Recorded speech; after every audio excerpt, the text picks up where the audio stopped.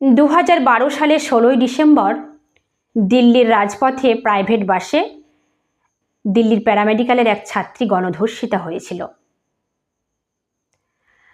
তারপর তাকে কেন্দ্রীয় সরকারের নেতৃত্বে তাকে সিঙ্গাপুরে পাঠানো হয় চিকিৎসার জন্য।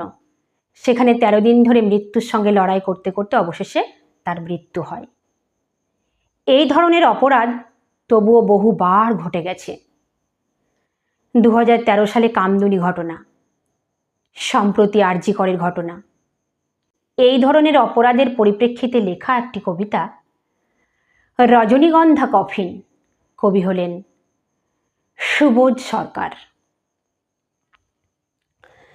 তোমাকে আমরা বাঁচাতে পারিনি দামিনী, সারা দেশ জুড়ে আমরা কেঁদেছি, সারা দেশ জুড়ে আমরা ফুঁসেছি। জনজোয়ারের চাপে মাথা নত করেছে অশোক স্তম্ভ। দেশের বাইরে পাঠিয়ে ফেরত আনতে পারিনি, ফেরত আনতে পারিনি তোমাকে দামিনী।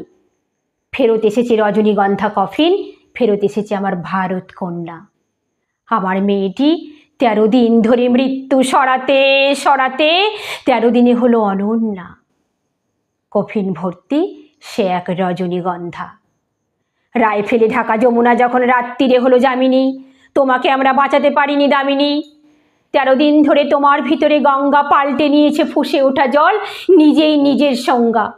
13 দিন ধরে তোমার ভিতরে তমসা ঘুমড়ে মরেছে রড ঢোকে থাকা শরীরে। কোটি কোটি মেয়ে মোমবাতি হয়ে জ্বলছে। ভারত রাষ্ট্র তখনও যেমন ছিল এখনো সমান তিমিরে। কেন যে 13 দিন ধরে গুমড়ে মরেছে, কেন যে 13 রাত কষ্ট। মা, তুই কেন যে তখনই মরে গেলি না? জীবনে প্রথম বিমানে উঠলি, ওঠার মজাটাও পেলি না। তোমাকে আমরা বাঁচাতে পারিনি দামিনী। তোমার প্রেমিক ছেলেটি এখন কোন তমসায় হাঁটছে? ছেলেটি এবার ভ্যালেন্টাইনে কি করে বাঁচবে একলা? কি করে যে তার সুদীর্ঘ রাত কাটছে। আমরা দেখছি, দামিনী নামের জনজোয়ারকে দেখছি।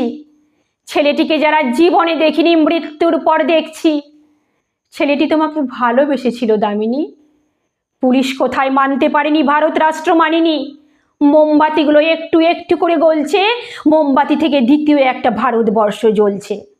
আমরা তোমাকে বাঁচাতে পারিনি দামিনী, আমরা তোমাকে মারতে পারিনি দামিনী। আমরা দেখছি, দামিনী নামের জনজোয়ারকে দেখছি। হাজার হাজার মেয়ে রাস্তায় এসে দাঁড়ালো। তুমি যে তাদের আগুন দামিনী, তুমি যে তাদের আলো, তুমি যে তাদের আগুন দামিনী, তুমি যে তাদের আলো। নমস্কার।